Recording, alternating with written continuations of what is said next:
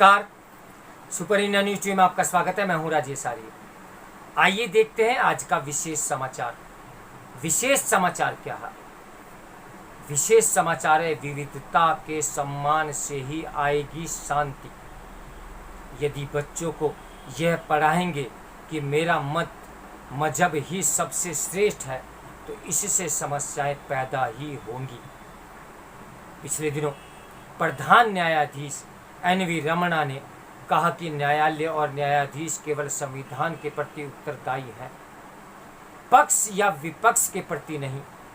इसका सूक्ष्म विश्लेषण कानून के जानकार अपनी अपनी तरह से कर रहे हैं, लेकिन सामान्य नागरिक आज भी न्यायमूर्ति एच.आर. खन्ना और जगमोहन लाल सिन्हा को याद करता है। वे साहस, समझ और संविधान के प्रति अटूट निष्ठा के लिए सदा सराहे जाते रहेंगे। प्रधान न्यायाधीश के वक्तव्य के ठीक एक दिन पहले जिस प्रकार की टिप्पणियां सर्वोच्च न्यायालय की एक पीठ ने की, उनसे देश में तमाम सजग और सतर्क नागरिकों के कान खड़े हो गए। क्या ये टिप्पणियां आवश्यक, उचित और न्याय संगत थी? विधायिका और कार्यपालिका के कार्यों और निर्णयों पर अभिव्यक्ति की स्वतंत्रता का प्रवाह त्वरित गति से चलता ही रहता है, मगर न्यायपालिका की ओर से कहा गया हर शब्द, हर निर्णय सर्वमान्य के अतिरिक्त कुछ हो ही नहीं सकता। अपने देश में तो पंच को परमेश्वर माना गया है। सर्वोच्च न्यायालय के समक्ष सभी को नतमस्तक होना है। यही न्याय व्यवस्था की संपूर्ण स्वायत्तता का परिचायक है। भाजपा की निलंबित प्रवक्ता नुपुर शर्मा को लगाई गई फटकार की आलोचना कई सेवानिवृत्त न्यायाधीशों द्वारा की गई है। जन सामान्य यह समझ नहीं पा रहा है कि वह इस पर क्या कहे। सभी के अपने अपने विचार हैं जो वह आपस में बांट रहे हैं, मगर स्थिति की संवेदनशीलता के कारण चुप रह जाना ही पसंद कर रहे हैं। वहीं राजनीतिक प्रतिबद्धताओं से बंधे लोग अपनी अपनी पार्टी लाइन के अनुसार आरोप प्रत्यारोप लगा रहे हैं।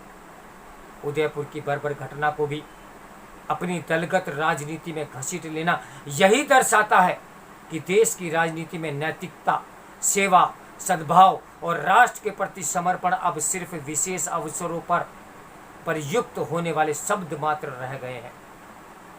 नुपुर शर्मा के संबंध में तो यह तक कहना अनुपयुक्त माना जा रहा है कि उन्हें अपना पक्ष रखने और यह बताने का अधिकार है कि किन परिस्थितियों में और किस आधार पर उन्होंने ये कहा, जिसका अवांछित तत्वों ने देश ही नहीं विदेश में भी भारत के विरुद्ध माहौल बनाने में बेशर्मी से दुरुपयोग किया। यह क्यों भुला दिया गया कि नुपुर ने यह कहा था कि मेरे देवी देवताओं का अपमान न करें, अन्यथा मुझे भी इसी तरह का उत्तर देना होगा। न्याय की पूरी प्रक्रिया का पालन तो अजमल कसाब जैसे आतंकियों के लिए भी किया गया था। न्यायिक प्रक्रिया के किसी भी स्तर पर किसी न्यायमूर्ति ने सुनवाई समाप्त होने से पहले उसे अपराधी घोषित नहीं किया। यह उच्चतम न्यायालय को बताना चाहिए कि उसकी पीठ को अपने अलिखित चर्चा में एक तरह का निर्णय सुनाने की आवश्यकता क्यों पड़ गई। नुपुर शर्मा को देश से माफी मांगने के लिए कहा गया। क्षमा मांगना सभी के लिए सदा उपयोगी होता है। व्यक्ति किसी भी आयु का हो, किसी भी पद पर हो, कितनी ही प्रतिष्ठा प्राप्त हो, कितना ही विशिष्ट हो, क्षमा मांगकर अपनी गलती सुधार सकता है। 21वीं सदी में सभ्य समाज तो वही होगा जहाँ विविधता का सम्मान होगा।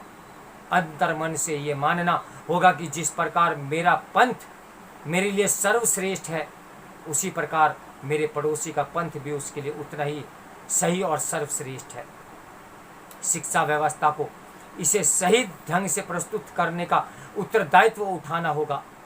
साथ साथ मिलकर रहना सीखना इस समय पूरे विश्व के लिए चुनौती है। इसमें सबसे पहले पंथिक विविधता ही आड़े आती है। ये कैसी विडंबना है कि देश के बाहर जन्मा आतंकवाद वहीं से सोची समझी दीर्घकालीन रणनीति के आधार पर भारत को हजार जख्म दे रहा है। भारत में पंथिक वैमनस्य के बढ़ने के दो ही मुख्य कारण हैं। पहला, दलगत राजनीति में लगातार बढ़ती अंतरहीनता और सेवा भाव तथा मानवीय मूल्यों का शरण। दूसरा, मुस्लिम समुदाय का आधुनिक शिक्षा के प्रति अलगाव बनाए रखना और इस स्थिरता के लिए अन्य को जिम्मेदार ठहराना। शिक्षा के प्रति मुस्लिम समाज को अन्य मनस्का से उसी समाज के प्रबुद्ध जन कभी अनभिज्ञ नहीं रहे। वर्ष 1878 में सर सैयद अहमद खान ने कहा था कि यूरोपीय विज्ञान और साहित्य से मुस्लिम समाज ने सबसे कम लाभ लिया है। वर्ष 1882 में सेंट्रल लेजिस्लेटिव काउंसिलिंग से जुड़े उच्च शिक्षा आयोग के समक्ष उन्होंने कहा था कि कलकत्ता विश्वविद्यालय के स्नातक और विधि उपाधि पाने वाले मुस्लिम युवाओं की संख्या 705 में 8 और 235 में 3 ही थी। ये दुर्भाग्य ही कहा जाएगा कि गांधी जी की बुनियादी तालीम वाली बात मुस्लिम समाज के एक बड़े वर्ग को स्वीकार्य नहीं थी, जिसका अंतिम स्वरूप डॉक्टर जाकिर हुसैन की अध्यक्षता में बना था। ऑल इंडिया मुस्लिम कॉन्फ्रेंस के दिसंबर 1945 के आगरा सम्मेलन में नवाबजादा लियाकत अली खान ने वर्धा स्कीम को मुस्लिमों के ईमान और इस्लाम की राष्ट्रीयता की अवधारणा को जड़ मूल में उखाड़ने का प्रयास बताया था। आज यदि किसी संस्था में संवेदनशील आयु में यही पढ़ाया जाए कि मेरा मजहब ही सबसे श्रेष्ठ और सारी दुनिया को उसी के अंदर लाना मेरा कर्तव्य है, तो समाज में अशांति और अविश्वास तो बढ़ेगा ही।